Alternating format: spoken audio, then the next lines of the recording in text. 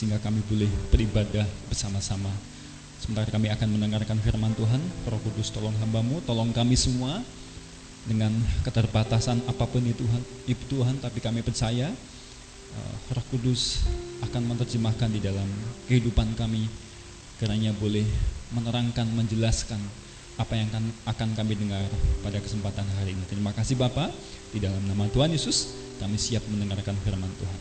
Shalom Bapak Ibu, kita bersyukur pada kesempatan hari ini kembali lagi kita bertemu dengan ibadah seperti ini, dan saya berdoa kita senantiasa sukacita dan damai sejahtera Tuhan. Nah saudara, kesempatan hari ini kita mau belajar tentang hikmat dan pewahyuan roh. Hikmat dan pewahyuan roh. Saya mengajak kita semua untuk membuka di dalam 2 Timotius pasal 3, 14-16. Silakan Bapak Ibu membuka ayat firman Tuhan di tempat Bapak Ibu masing-masing. 2 Timotius pasal 3, 14-16. Saya akan bacakan buat kita semua. Tetapi hendaklah engkau tetap berpegang pada kebenaran yang telah engkau terima dan engkau yakini, dengan selalu mengingat orang yang telah mengajarkannya kepadamu. Ingatlah juga bahwa dari kecil engkau sudah mengenal kitab suci yang dapat memberi hikmat kepadamu dan menuntun engkau kepada keselamatan oleh iman kepada Yesus Kristus. Segala tulisan yang diilhamkan Allah memang bermanfaat untuk mengajar, untuk menyatakan kesalahan, untuk memperbaiki kelakuan, dan untuk mendidik orang dalam kebenaran. Nah saudara kasih dalam nama Tuhan Yesus, saya akan menceritakan sebuah ilustrasi ya. Satu kali ada seekor kera sedang di sungai, dia kelihatan berlelah-lelah, bekerja keras, berupaya ya, untuk menangkap ikan ya. Dan kemudian dia berhasil menangkap satu ikan, saudara ya. Kemudian ikan itu dibawa ke darat. Ketika lihat ikan itu loncat-loncat, oh si kera ini bertambah kegirangan melihat hal itu ya. Ketika seekor kura-kura memperhatikan apa yang dilakukan oleh si kera tadi, saudaraku, si kura-kura ini bingung ya, penasaran apa yang sebenarnya dilakukan oleh si kera. Dan kemudian si kura-kura bertanya kepada si kera, "Hai sahabatku kera, apa yang kamu lakukan kepada ikan itu?" Ya. Kemudian si kera berkata, "Aku sedang menyelamatkan ikan itu karena ikan itu sedang tenggelam." Ya. Ketika mendengar hal itu, si kura-kura heran, saudaraku. Dia kaget. Kemudian si kura-kura berkata kepada si kera, "Hei kera-kera, hei kera, kamu bukan sedang menyelamatkan si ikan itu, justru kamu sedang membunuhnya." Ya. Nah saudara, yang dikasih dalam nama Tuhan Yesus, ketika kita mendengar ilustrasi ini, saudara, si kera ini punya niat yang baik, punya hati yang baik, punya usaha yang baik, ingin menyelamatkan si ikan itu ya. Itu pemandangan dia, saudaraku, itu persepsi dia, itu cara pandang dia, karena dia tidak tahu bahwa si ikan itu ternyata hidupnya di air, bukan di darat ya. Nah saudara kasih dalam nama Tuhan Yesus, dalam kehidupan kita seringkali begitu, saudaraku ya. Ketika usaha-usaha baik kita lakukan di tempat yang tidak tepat mungkin, atau di waktu yang kurang tepat, tidak akan menghasilkan sesuatu yang berdampak, tidak akan menghasilkan sesuatu yang mungkin menjadi baik, saudaraku ya. Nah oleh sebab itu kita mesti belajar, saudaraku ya, di dalam kehidupan kita untuk melakukan tindakan yang tepat dengan cara yang benar, saudaraku ya. Dan kemudian mesti ditambah dengan waktu yang tepat juga. Jika hal itu semuanya dilakukan, saya percaya hasilnya akan lebih baik, akan berdampak. Apalagi sebagai orang percaya, saudaraku ya. Jika hal itu kita lalui, kita lakukan, saudaraku, bukan hanya berdampak, bukan hanya tindakan-tindakan benar yang kita hasilkan, apa yang kita lakukan ini juga berkenan di hadapan Tuhan. Nah saudara kasih dalam nama Tuhan Yesus, oleh karena itu ketika kita belajar mengenai hal-hal ini, saudaraku, atau perjalanan hidup kita, ada hal yang perlu kita perhatikan mengenai setiap tindakan-tindakan yang kita lakukan. Bukan hanya sekedar soal dosa, soal kejahatan yang kelihatan, saudaraku ya, tetapi bicara soal bagaimana kita hidup dengan berhikmat, bagaimana kita hidup dengan bijaksana. Nah, firman Tuhan hari ini, saudaraku, mengingatkan kepada kita, mengajarkan kepada kita bagaimana hidup berhikmat itu. Saudara perhatikan ayat yang ke-15 ya, 2 Timotius 3 yang tadi kita baca, ayat 15 dikatakan begini. Ini adalah surat Paulus kepada Timotius, saudaraku ya. Paulus berkata kepada Timotius, ingatlah juga bahwa dari kecil engkau sudah mengenal kitab suci yang dapat memberi hikmat kepadamu. Sampai di sini, saudara. Sekali lagi, saudaraku ya, saya bacakan penekanan di sini. Kitab suci yang dapat memberi hikmat kepadamu. Ya. Dan kemudian kita baca selanjutnya di ayat 16, saudaraku, di sana dikatakan bahwa kitab suci ini bukan hanya untuk mengajar, tetapi juga menyatakan kesalahan, untuk memperbaiki kelakuan, untuk mendidik orang dalam kebenaran. Di tengah-tengah kehidupan bermoral itu, saudaraku, ternyata ada buah atau ada sebuah manfaat, dampak ketika kita cinta dengan kitab suci, cinta dengan firman Tuhan. Apa itu, saudaraku? Memberi hikmat kepada kita, kebijaksanaan. Ya, dalam bahasa Yunani-nya Sophia, ya. Ibrani-nya Hokmah, ya. Hikmat, bijaksana, itu kata-kata yang sama. Artinya, saudaraku ya, bahwa kalau saudara ingin menjadi orang yang berhikmat dan yang berbijaksana, dasarnya mesti satu, firman Tuhan. Dengan kata lain, ketika kita belajar hidup di dalam kebenaran, hidup di dalam firman Tuhan, saudaraku ya, ketika kita menghidupi firman yang kita baca, kita dengar, saudara, dengan sendirinya hidup kita akan berjalan di dalam kebijaksanaan, di dalam hikmat Tuhan. Nah, oleh sebab itu, saudaraku ya, mari kita belajar mencintai firman Tuhan, saudara. Di dalam Mazmur pasal 19 ayat 8 berkata begini. Mazmur 19 ayat yang ke-8. Taurat Tuhan itu sempurna, menyegarkan jiwa. Peraturan Tuhan itu teguh, memberikan hikmat kepada orang yang tak berpengalaman. Ya. Dengan kata lain, saudaraku, saudara mungkin bisa saja tidak mempunyai kesempatan berpendidikan secara dunia. Tetapi ketika saudara mengenal firman Tuhan, saudara akan dikatakan menjadi orang yang berhikmat. Kata tak berpengalaman, saudaraku, di dalam Mazmur 19 ayat 8 ini bicara tentang orang yang bodoh, saudaraku, secara dunia, secara apapun itu. Tetapi ketika dia mulai mengenal perintah Tuhan, dia akan dikenal sebagai orang yang berhikmat. Nah, saudara kasih dalam nama Tuhan Yesus. Oleh karena itu, mari kita belajar mencintai firman Tuhan di dalam kehidupan kita. Coba Bapak Ibu renungkan mungkin ya. Timotius ini, saudaraku, ini orang yang luar biasa ya. Kalau saudara tahu, kalau saudara baca itu bagaimana Timotius kemudian mengenal kebenaran, mengenal kitab suci, itu karena kakeknya, karena mamanya, saudaraku, mengajarkan itu kepada Timotius. Kemudian Paulus mengingatkan kembali tentang hal itu. Nah, saudara kasih dalam nama Tuhan Yesus, coba kita merenungkan, saudaraku ya. Kadangkala kita mau bayar mahal untuk makanan, untuk jasmani, saudaraku ya. Saudara pergi ke restoran bisa makan ratusan ribu mungkin sekali makan. Tapi saudara mungkin beli buku rohani yang harganya mungkin ya 30-40 ribu. Waduh, berat sekali mungkin, saudara ya. Atau mungkin saudara bayangkan ya, saudara mungkin bayar mahal untuk anak-anak pergi les musik, les matematika, fisika, les pelajaran-pelajaran begitu.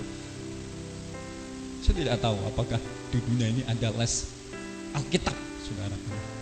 Saya rasa tidak ada ya. Kalau Bapak Ibu mau mengeleskan anaknya tentang Alkitab, saya siap, saudara ya. Nah, saudara, ini awal yang bagus untuk hidup berhikmat adalah kita mesti mencintai firman Tuhan. Kita mesti sungguh-sungguh ketika kita baca firman itu mesti kita hidupi di dalam kehidupan kita. Mencintai firman Tuhan.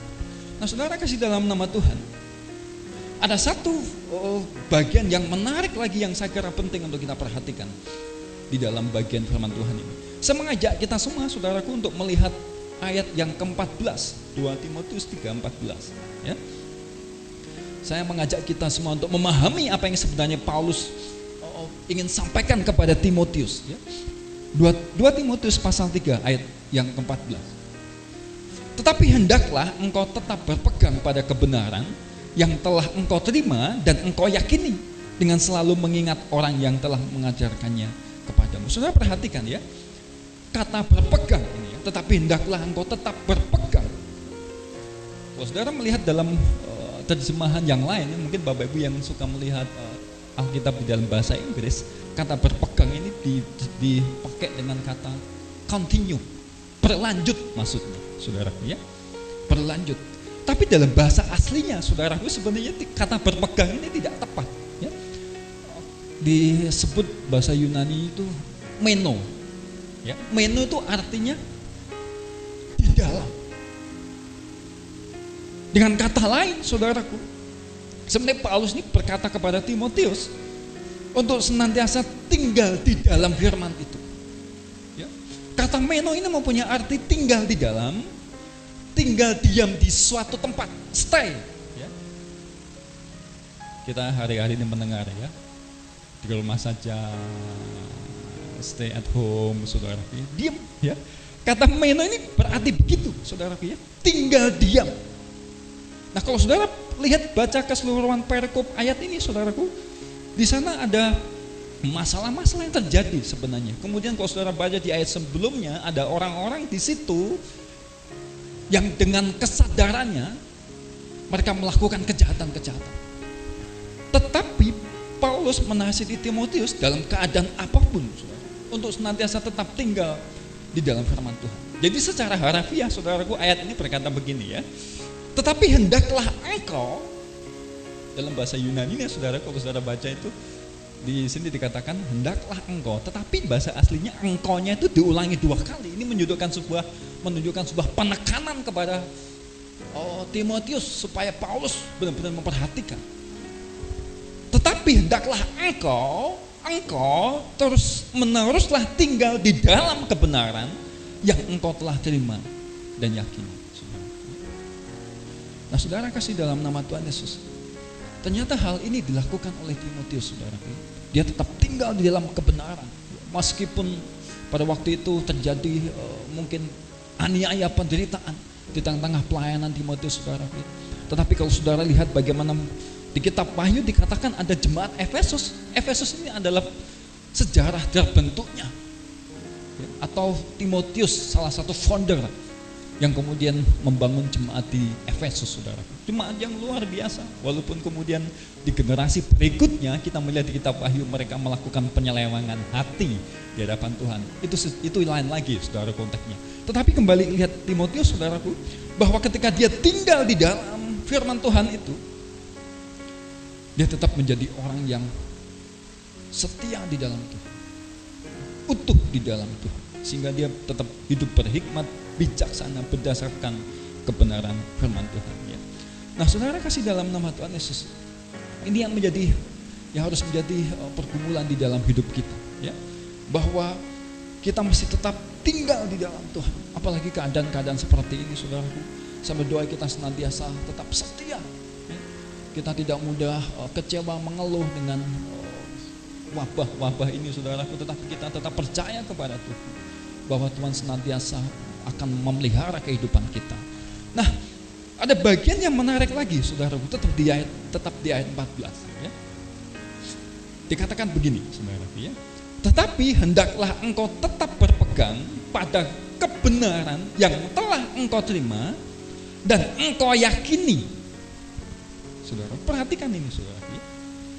Bukan saja berpegang atau tinggal di dalam firman itu, tetapi Paulus berkata kepada Timotius, mengingatkan kembali, menegaskan kembali bahwa kebenaran itu bukan hanya Timotius terima, tetapi Timotius yakini. Saudara kasih dalam nama Tuhan Yesus. Bagi Paulus kebenaran ini sesuatu yang luar biasa. Oleh karena itu dia ingatkan kepada Timotius bahwa kebenaran itu bukan sekedar diterimanya, tetapi diyakini. Jadi saudaraku, firman Tuhan ini bukan sekedar informasi, bukan sekedar pengetahuan, saudaraku. Bukan sekedar cukup untuk diterima saja, tetapi ada kelanjutannya di situ, kelanjutannya, saudara. Diyakini. Oleh sebab itu, saudaraku, diterima dan diyakini, ya. Yang tadi dikatakan, yang telah engkau terima dan engkau yakini, ini sesuatu yang berbeda, saudara. Tetapi ketika dilakukan bersama-sama, akan menghasilkan sesuatu yang luar biasa di dalam kehidupan kita. Ya. Oleh sebab itu, saudaraku, sebenarnya Paulus ini sedang mengingatkan Timotius bahwa kekuatannya ini bukan sekedar mengetahui tentang kitab suci itu, firman Tuhan itu, bukan sekedar kekuatannya bukan banyak tahu ayat-ayat firman Tuhan. Kekuatannya bukan pada banyaknya setiap firman yang dia dengar, saudara. Tetapi kekuatan Timotius ada di dalam keyakinannya akan apa yang dia baca itu. Oleh sebab itu, saudaraku, di dalam kehidupan kita mari kita merenungkan bagaimana respon kita terhadap kebenaran firman Tuhan. Nah, saudara, kalau kita boleh akui, ya, kalau kita boleh akui bahwa seringkali kita lemah dalam aspek efektif, maksudnya apa ya? Tindakan. Ya. Namun kadang kita mungkin lebih condong, lebih kuat kepada hal-hal kognitif itu, saudara. Dalam kerohanian misal, seringkali orang percaya tahu konsep-konsep kebenaran, tetapi tindakan sering lemah. Oleh sebab itu, saudaraku, bagaimana respon kita terhadap firman Tuhan? Kita harus akui bahwa seringkali kita lemah dalam aspek efektif, namanya afektif, saudara, atau tindakan-tindakan. Kita lemah di situ. Kalau kita akui, semuanya mungkin termasuk saya, hamba Tuhan, kita selalu belajar soal tindakan-tindakan. Apalagi bicara tentang kebenaran firman Tuhan. Kadang-kala kita lebih condong, bahkan lebih kuat tentang hal-hal kognitif, kena pengetahuan itu, saudara. Kalau kita kembali kepada firman Tuhan, saudara, ketika Paulus berkata kepada Timotius yang diterima dan yakini, kita lebih kuatnya diterima, bagian diterima. Untuk keyakinan, saudara, ini bicara tentang, saya tahu keyakinan ini dalam terjemahan lain itu mempercayai, saudara. Ya.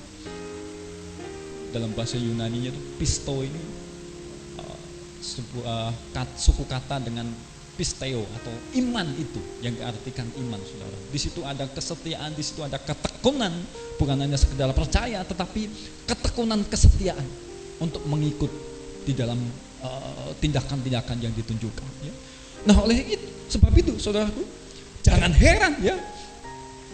Mungkin kita perhatikan ada orang-orang yang secara rohani luar biasa mungkin kelihatannya, tapi secara tindakan kadang-kala mereka lemah karena mereka tidak meyakini, saudaraku. Kemudian hikmat Tuhan, kebijaksanaan itu tidak ada di dalam hidup mereka.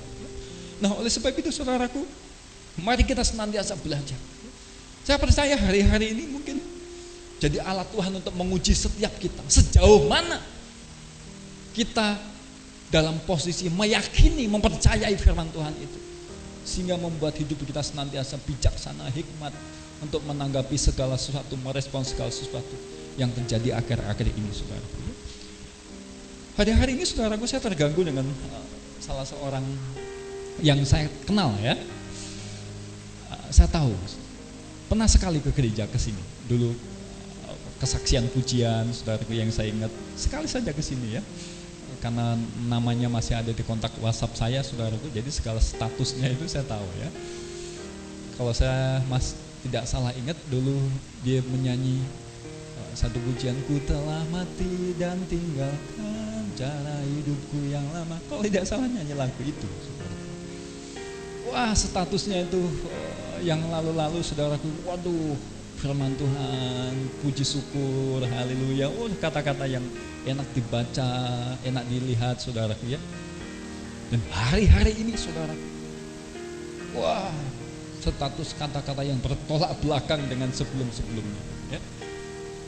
Memang saya tahu hari-hari ini sulit, ya, termasuk dia karena profesinya itu berhubungan dengan transportasi online yang hari ini kita tahu karena kondisi jadi pihak aplikasi dimatikan mungkin, ya, terutama untuk transportasi mengangkut orang. Itu pekerjaan dia memang di situ, saudara. Sudah tahu ke statusnya? Keluhan-keluhan, makian-makian. Saya tidak tahu siapa yang dimaki. Itu kata-kata B2, B1, RT, RW muncul semua kebun binatang, saudaraku, ya. Jangan-jangan yang dimaki-maki Tuhan mungkin. melihat kondisi seperti ini tidak puas, saudara. Nah, saudara, ini salah satu contoh orang-orang, saudaraku, yang hanya sekedar melihat firman Tuhan itu sebagai informasi, pengetahuan, tidak sungguh-sungguh masuk di dalam keyakinan itu. Nah, saudara kasih dalam nama Tuhan, ibarat bangunan, saudaraku, ya, kita tidak tahu, ya. Hanya yang kita tahu itu tiba-tiba ada bangunan megah luar biasa. Kita tidak tahu bagaimana pondasinya. Kita akan tahu ketika nanti ada badai, ada gempa, saudaraku, ya. Dan hari-hari ini kita akan melihat orang-orang yang sesungguhnya seperti apa, bisa kelihatan mungkin, ya. Masalah-masalah ini sebuah ujian. Kalau kita tidak punya pondasi yang benar berdasarkan firman Tuhan, kita akan goyang. Tidak sempat menjadi orang yang bijaksana dan berhikmat. Dalam masalah saja kita akan goyang, saudara. Oleh karena itu, saudara yang kasih Tuhan, mari kita senantiasa melangkah di dalam kehidupan kita untuk mencintai firman Tuhan, menerima firman Tuhan, dan meyakini firman Tuhan itu terjadi atas hidup kita, ya. Oleh karena itu, saudaraku, kembali kepada tema hari ini, bagaimana bicara tentang hikmat dan pewahyuan roh. Saya percaya itu sesuatu yang otomatis akan terjadi ketika apa? Ketika kita hidup di dalam firman Tuhan itu, yang tadi dikatakan oleh Paulus, bahwa kitab suci itu membuat orang berhikmat, kata firman Tuhan. Artinya apa, saudara? Ketika saudara benar-benar hidup di dalam firman Tuhan itu, karena ketika kita bicara tentang firman Tuhan, kita bicara tentang Allah sendiri, kita bicara tentang Yesus Kristus Tuhan kita, dan kita bicara tentang Roh Kudus. Dan itu satu kesatuan yang tidak akan bisa dipisahkan. Oleh sebab itu, Bapak Ibu, mari kita senantiasa menghidupi kehidupan kita dengan firman Tuhan. Dengan firman Tuhan. Nah, salah satu peran Roh Kudus di dalam kehidupan kita, Bapak Ibu, silakan kita baca, ya. Bapak Ibu silakan buka, ya, di dalam Yohanes pasal 16 ayat 13. Dikatakan begini, ya, Yohanes 16:13. Tetapi apabila Ia datang, yaitu Roh kebenaran, Ia akan memimpin kamu ke dalam seluruh kebenaran, sebab Ia tidak akan berkata-kata dari dirinya sendiri, tetapi segala sesuatu yang didengarnya itulah yang akan dikatakannya, dan Ia akan memberitakan kepadamu hal yang akan datang. Dikatakan bahwa Roh kebenaran atau Roh Kudus itu, saudaraku, Ia akan memimpin kita kepada kebenaran, ya. Oleh karena itu, saudaraku, ketika kita percaya Yesus, ketika kita masuk di dalam lingkaran pengikut Kristus, soal dosa, soal kehidupan yang tak bermolar itu sebenarnya sudah di belakang kita, saudara. Ketika kita masuk ke situ, fokus kita adalah apakah tindakan-tindakan kita ini sungguh-sungguh berkenan. Karena tindakan baik belum tentu saja berkenan di hadapan Tuhan. Oleh karena itu kita perlu hikmat, kita perlu kebijaksanaan, kita perlu kepekaan akan kehendak Tuhan di dalam hidup kita. Mungkin Bapak Ibu yang hari ini bergumul tentang sesuatu, masalah-masalah terjadi, saudara. Bapak Ibu sebagai mungkin pemimpin perusahaan atau kepala rumah tangga atau apapun itu, saudara, hari ini sedang dihadapkan oleh keputusan-keputusan yang begitu mungkin susah, sulit diputuskan. Mari saudara, kita datang kepada Tuhan, kita minta pertolongannya, kita minta hikmatnya, ya. Karena Roh Allah itu Roh yang tidak terbatas, hikmatnya, kebijaksanaannya. Kita perlu pertolongannya untuk melakukan tindakan-tindakan, agar tindakan kita bukan bicara tentang baik, saudara, tetapi bicara tentang sesuai dengan kehendak Tuhan, sesuai dengan kebenaran-kebenaran yang Tuhan inginkan kita lakukan, ya. Nah, saudara, kasih dalam nama Tuhan Yesus, saya berdoa kita senantiasa bergantung kepada Tuhan, kita senantiasa rindu berserah kepada Tuhan. Mari kita senantiasa memohon bagaimana Tuhan memenuhi pikiran hati kita, sehingga segala tindakan kita ini sesuai dengan kehendak Tuhan. Mazmur 111 ayat 10 dikatakan begini. Permulaan hikmat adalah takut akan Tuhan. Semua orang yang melakukannya berakal budi yang baik. Puji-pujian kepadanya untuk selama-lamanya. Ya. Nah, kiranya firman ini boleh memberkati kita Bapak Ibu Saudara kasih dalam nama Tuhan Yesus. Ya. Di tengah-tengah mungkin kegalauan kita, saudara, ketidaktahuan kita akan kehendak Tuhan, mari kita terus bergumul di dalam firman Tuhan. Kita terus mendekat kepada Tuhan melalui kebenaran firman Tuhan. Karena bagaimanapun, apapun yang akan dikatakan oleh Tuhan, pasti dia akan berbicara banyak melalui kebenaran firman Tuhan. Saya berdoa apa yang saya sampaikan pada kesempatan hari ini boleh memberkati kita, senantiasa menolong kita untuk hidup berkenan di hadapan Tuhan sesuai dengan kehendaknya. Mari kita berdoa Bapak Ibu. Terima kasih Bapak, hamba-Mu sudah berhenti berbicara. Roh Kudus kiranya menolong, Roh Kudus kiranya menerjemahkan Tuhan. Kami berdoa Tuhan Yesus, hamba-Mu berdoa, mungkin hari-hari ini ada jemaat-jemaat-Mu yang mendengar firman Tuhan ini dan mereka sedang bergumul tentang sesuatu yang susah untuk diputuskan. Oh Roh Kudus, berikan petunjuk-Mu, tuntunan-Mu Tuhan. Karena setiap kami, setiap umat-Mu Tuhan begitu rindu tetap berada di dalam kehendak-Mu. Kau tolong Tuhan sehingga segala sesuatunya boleh terjadi sesuai dengan apa yang Tuhan mau di dalam hidup kami yang kami kerjakan. Terima kasih Bapa, materikan apa yang kami dengar. Roh Kudus tolong mampukan di dalam kehidupan kami. Haleluya. Amin.